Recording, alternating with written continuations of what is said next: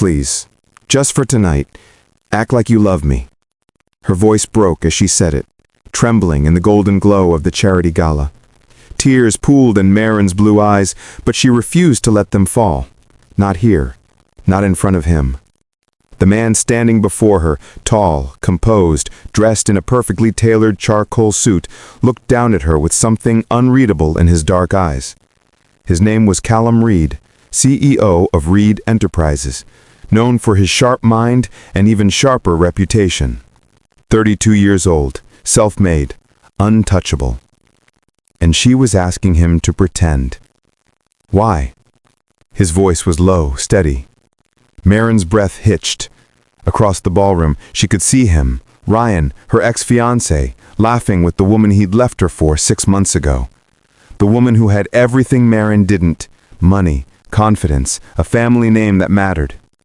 "Because," she whispered, her fingers curling into fists at her sides, "I need to prove I'm not broken." Callum studied her. 26 years old, wearing a pale blue dress she'd borrowed, her honey blonde hair falling in soft waves. She looked fragile, but there was something fierce beneath that fragility. He didn't know why he said it. "All right."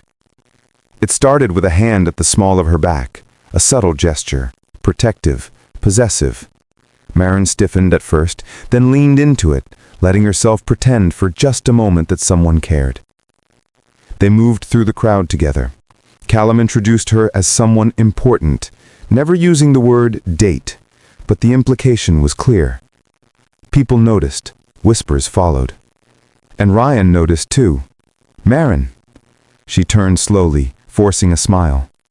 Ryan stood there with Claire by his side, both of them looking polished and perfect. "Marin." "Claire." Her voice didn't shake this time. Ryan's eyes flicked to Callum, then back to her. "I didn't know you were seeing anyone." Callum's hand tightened slightly on her waist. "She doesn't owe you updates on her life." The air grew tense. Claire's smile faltered. Ryan's jaw clenched. "Right. Well, good for you, Marin." They walked away. Marin exhaled shakily.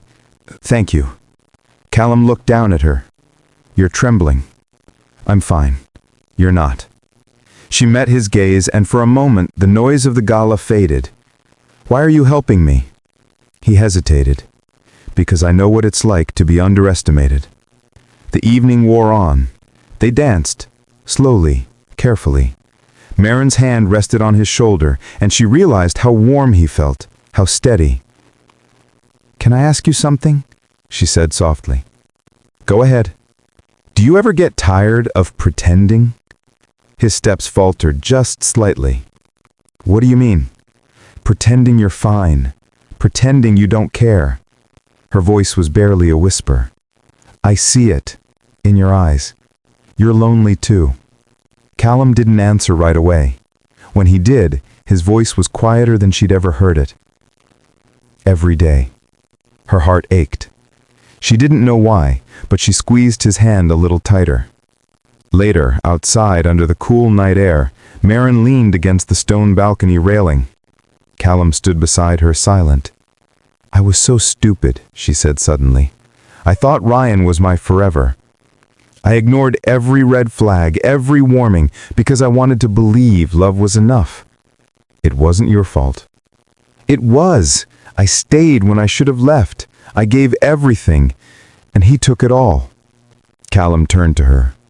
"You're not broken, Marin. You're just still healing."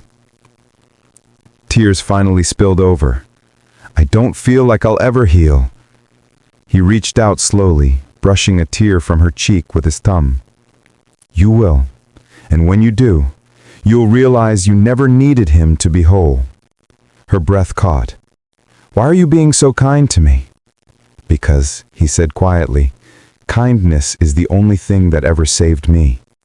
3 months later, Marin sat in a small cafe, a sketchbook open in front of her.